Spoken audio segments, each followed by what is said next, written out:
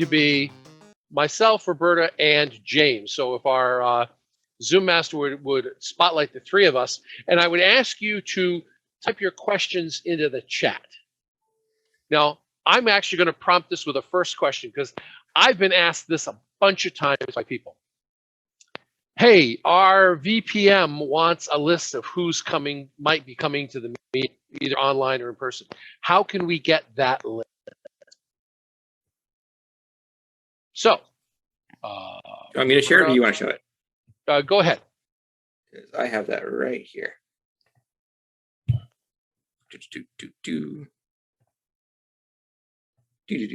Okay, so this is your main event dashboard. You go down to just click on reports, the bars on the side. Down over here. Yep, up one. There it is. That one. That's one way to get to it. You can also get to manage attendees and go to orders. There's a bunch of ways to get to it. Cool. And over here, you can get all of the ticket sales. And you can get them all here, and you can export them as CSV, which is the nice thing about CSV is that you can import it and upload it as Google Sheets, which you can then share and edit live by everyone and so on. So I'll show the other direction for getting back to that. The other way of getting to it. So if you're here, you manage attendees, hit orders, and you can see all of them here. And you can just get export, file type export CSV right there. And it'll do the same thing, and you can download it there.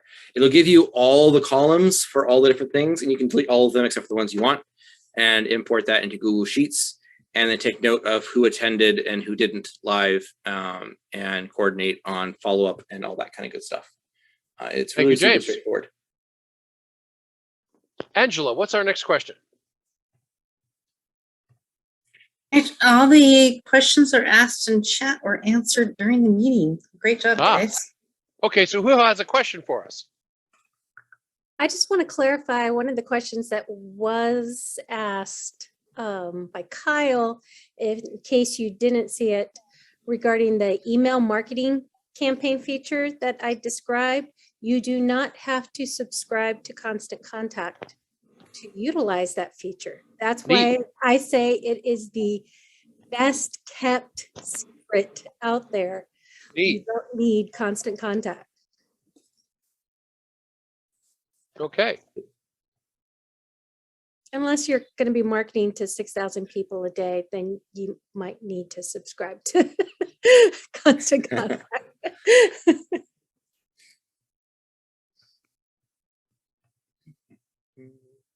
Any other questions about using Eventbrite?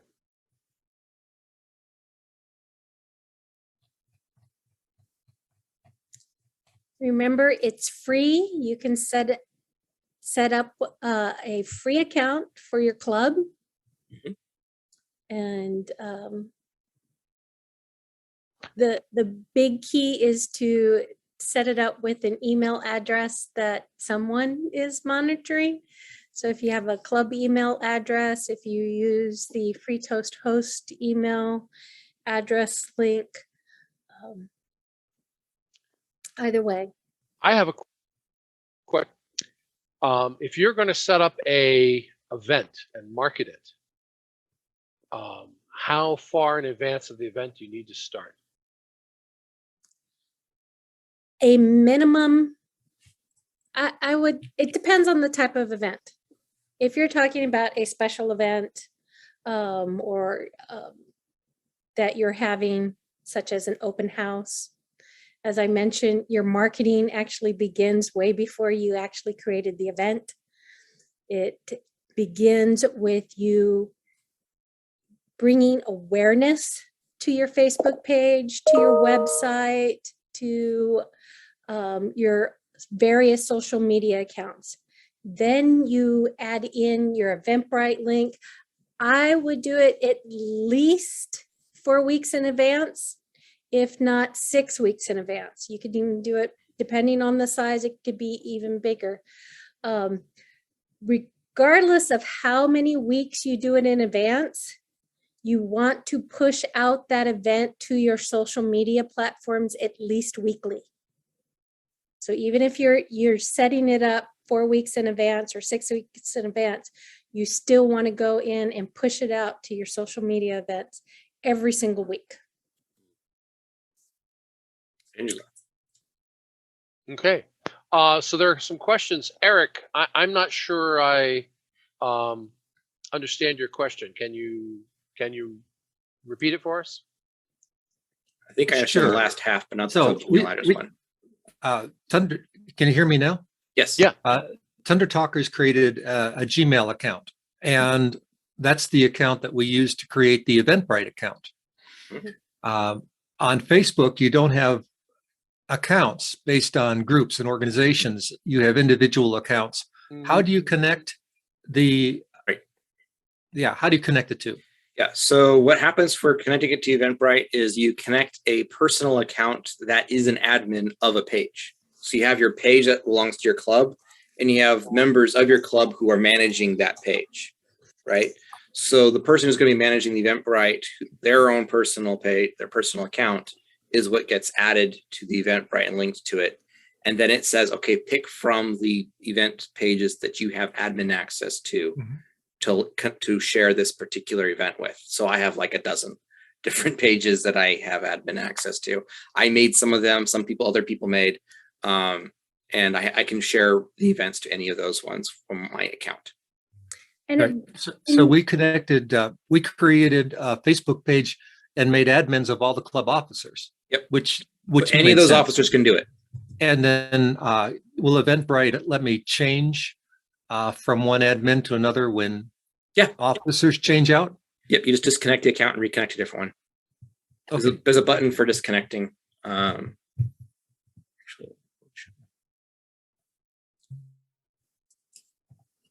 Carry on with the answer. I'll look, see if I can show an example of it. While you're looking that up, Vicky asked if we need a Gmail account, and I do not believe a Gmail account is not required.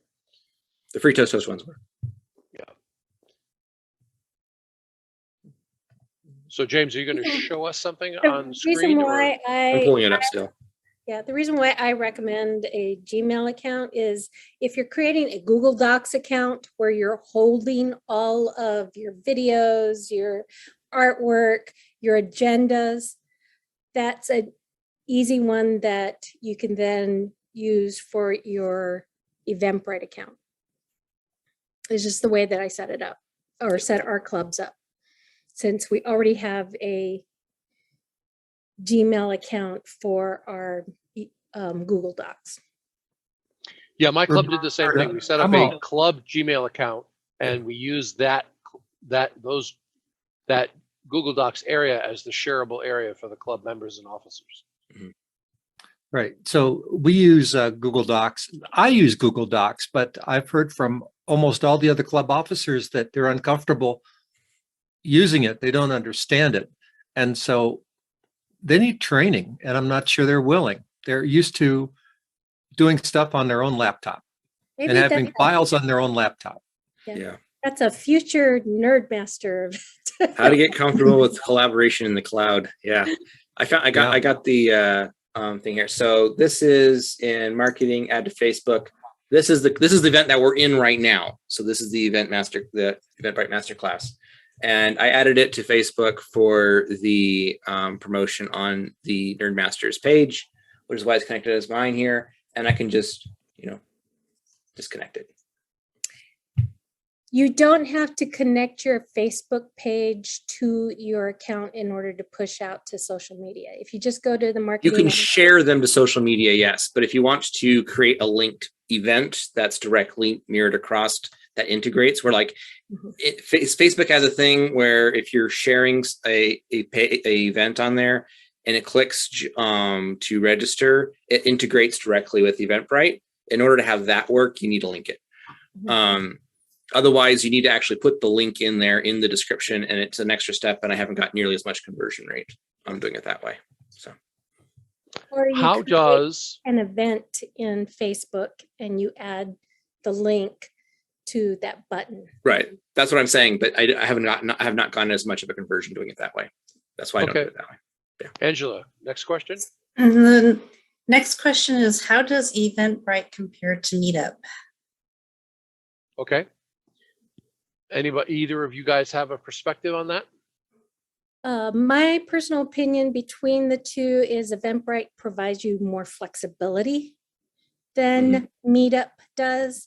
You can also identify, the big thing is the flexibility. And the cost. And the cost. It's free. Meetup, it has Not an free. expense to it. Well, my comment was going to be that maybe Meetup has changed since I last used it, but when I used it, it was designed for geographically based meetings. So you could find groups in your geography doing specific things. And so it was pretty good at that. You know, I moved to Squim, I can search on what's going on in Squim, hiking in Squim, you know, biking in Squim, whatever. But Eventbrite is really good for some of these online clubs, like Nerdmasters. We're an online club. We have people joining us from all over the world. Yeah. And I don't think you'd find us on Meetup as easily and as smoothly as you would on Eventbrite.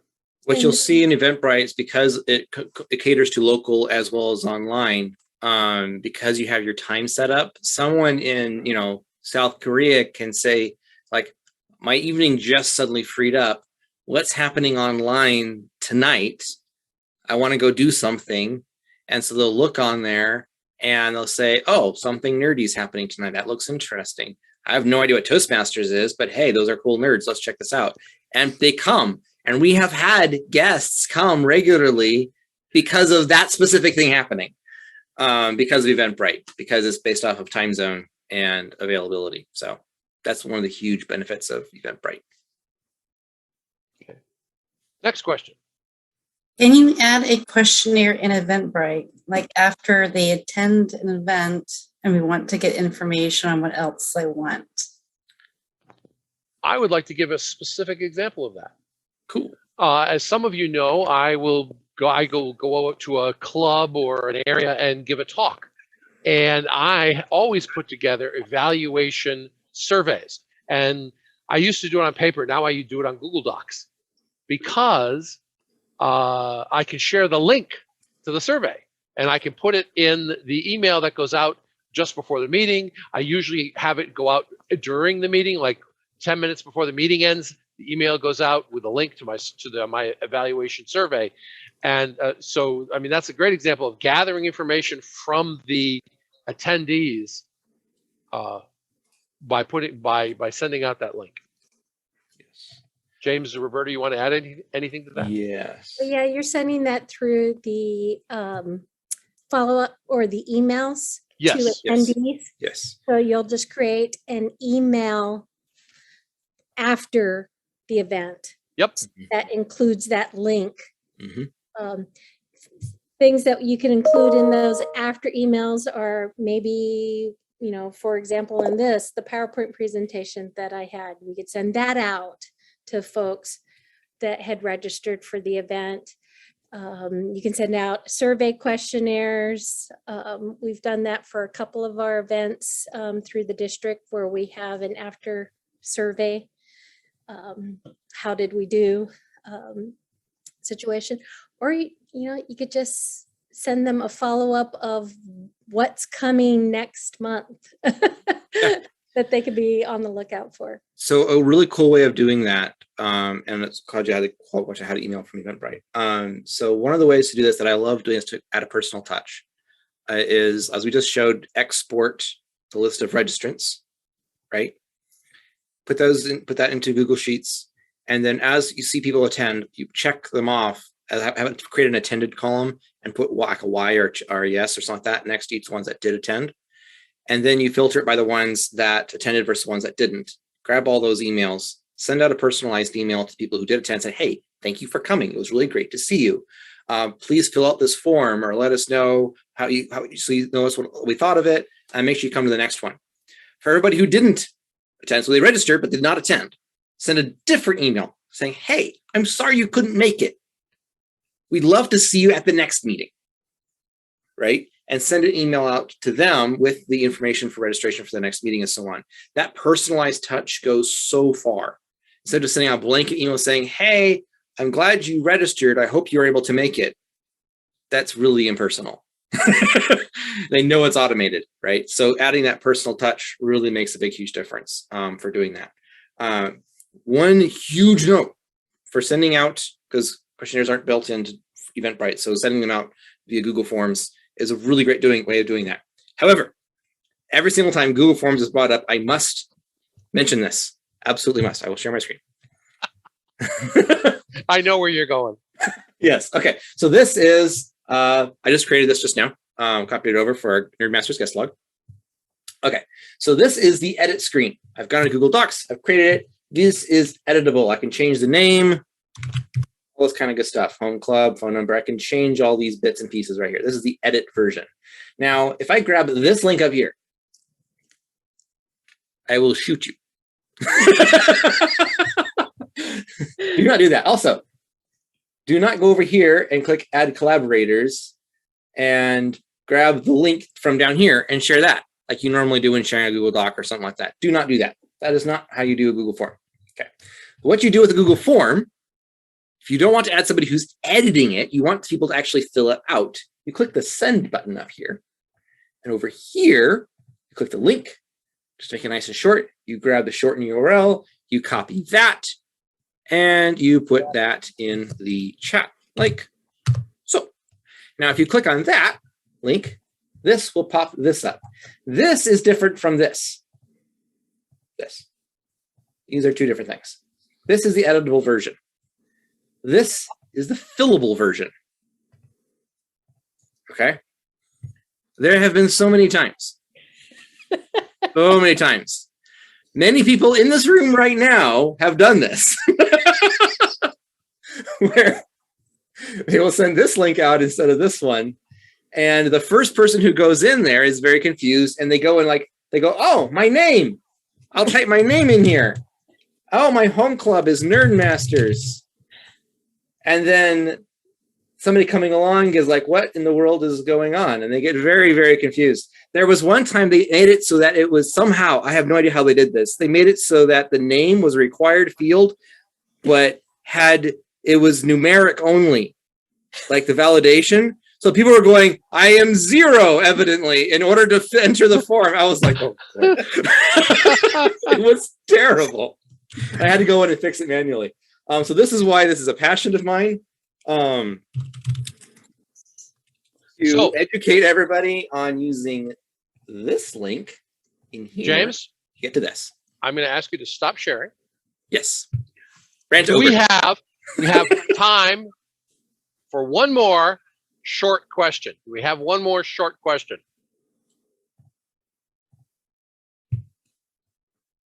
Seeing no hands raised, we are going to conclude. Don snuck his hand in there. Don, what's your short question? I'm afraid it's not short. Oh, no. Well, ask it and we'll tell you. All right. Suppose you have an event where you have breakout events and you want separate tickets for the breakout events so that you know how many are attending each presentation. Is there an easy way to do that? Sort of. You create multiple tickets and make sure they sum up to the number of maximum attendees for the meeting. So, yeah, 50-50 or something like that. And each ticket, when you have your order confirmation for each ticket, you put in the different links for. Yep. Yep. And then you would basically see who signed up for each ticket, and then you would sort them into breakout rooms based off of that. There's a way to automate it. Like you can, if people are registering on Zoom as well as on Eventbrite, you integrate those together, and then you can preset up breakout rooms based off of that. There is a way to automate it. It is not simple though, and I've never successfully done it. So, all right. Another way you might be able to do this is if you created custom tickets where you said, hey, here's the first 3 breakouts. Which one you're going to go to? Here's the next 3 breakouts. Which one you're going to go to? So you could basically Zoom master lists of people who are supposed to be showing up in particular breakouts so they could be assigned. And then you'd be able to Yes. export the tickets, the registrations, and you'd have that in your spreadsheet so you can see which one they picked and then manually put them in there. That's probably the most straightforward way to do it. Yeah. It's A little manual. manually intensive, but yeah. Game over.